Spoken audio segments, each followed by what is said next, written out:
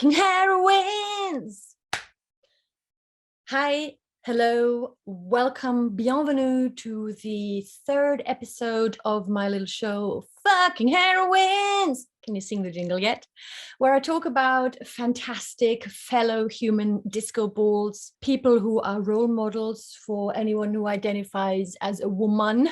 These ladies usually tend to be fellow serial experts or really multi-passionate and really freaking good at not one but several things, fashioning them into one identity, which is apparently that's something I do as well. And a good friend, ciao Esther in Italy, she said that about me once, and guess what, that's why our claim today still is revealing identities. Without further ado, let's focus on a fellow fiery Aries woman, because it's Aries season, people, and it is the fabulous, the one and only, the sexy as hell, Caitlin Moran. Caitlin Moran was the youngest ever female journalist at the NME, a famous music paper in London in the 90s. She's got mad hair, which I absolutely love. Her trademark gray streak at the front. And she writes books with amazing titles like How to Be a Woman. Her most recent one is actually called More Than a Woman. And it's basically singing the praises of yoga as something which gets you high and gets rid of all the pain in your body. More Than a Woman. Grab her latest book if you want. It's hilarious. It's all her stuff. And she is an example of how the very deep and intellectual absolutely can and actually also must go hand in hand with the hilarious, the funny. Yeah, not afraid to make a tit of yourself. And she has amazing books, more books like Manifesto, How to Be Famous. And from How to Be Famous, let me read this little excerpt, because what Moran is, first and foremost, besides being a sexy music journal with mad hair, who's also hilarious, she's a feminist in the true sense of the word, which means she always encourages us to ask, are the men doing it? And if the men aren't doing it, it's probably sexist, and there's probably some sexism in place, as Caitlin puts it, and we need to be wary of that shit. I mean, even today, the German foreign minister, Annalena Baerbock, was or has been or is being trolled as we speak in the German parliament, even as we speak, for reminding people that feminist politics are more important than ever. And, you know, at the moment, the rhetoric of war and heroism and everything is suddenly very masculine and very martial, is back in the public discourse. And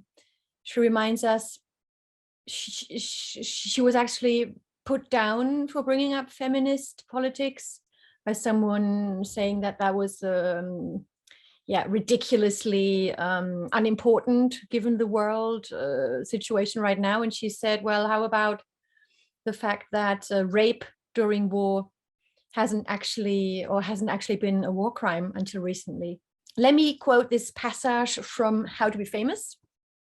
Brilliant book. It's set in London in the 90s, when I lived there as well, and I can completely corroborate everything she's saying. Here's Caitlin herself. There were very few women in the room. She's talking about the MTV Music Awards in the mid-90s.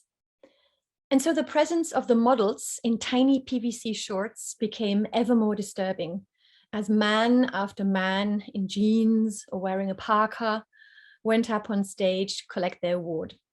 Just 2 years after everything was PJ Harvey, Bjork, Alanis Morissette, Courtney Love, and Riot Girl. Clever, funny, warrior women, smarter and bolder and faster than any man in this room.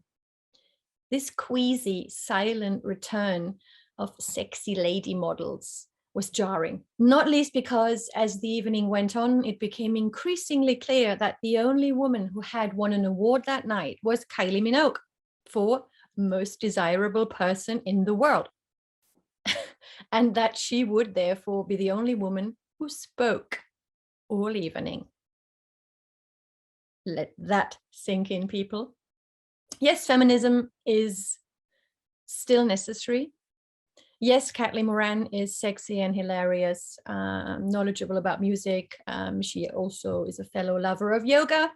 and one of those people who is good at several things at the same time, which I absolutely adore and can align with and resonate with. And in More Than a Woman, like I said, her most recent, she even heartbreakingly and very, very, very honestly speaks about the bulimia that one of her daughters went through and how it hit her like really out of nowhere. She thought hers of all families would not be hit by that horrible disease that young girls suffer from, so many people suffer from, still a taboo.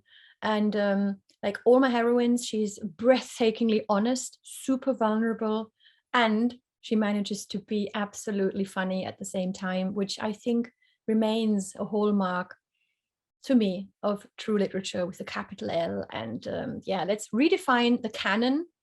What is literature? What isn't literature? There's a long way to go still, sisters and feminist brothers. Let's stick together. Let's be mindful of ourselves, of one another. Let's keep revealing identities. Let's keep creating musical communities. Let's laugh about life and hold hands and kiss and be silly and cry and dance. And next time I will be talking about more ladies who wear the pants when it comes to literature with a capital L, who either also love yoga or also make music or are really hilarious. And you know what? If you want to jump on the show with me and be featured in one of the first ever Fucking Heroines episodes where I'm in dialogue with fellow creatrixes, let me know, drop a line in the comments below. And as always,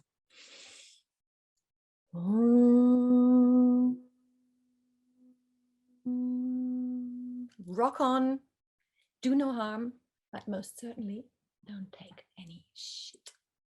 Aries season!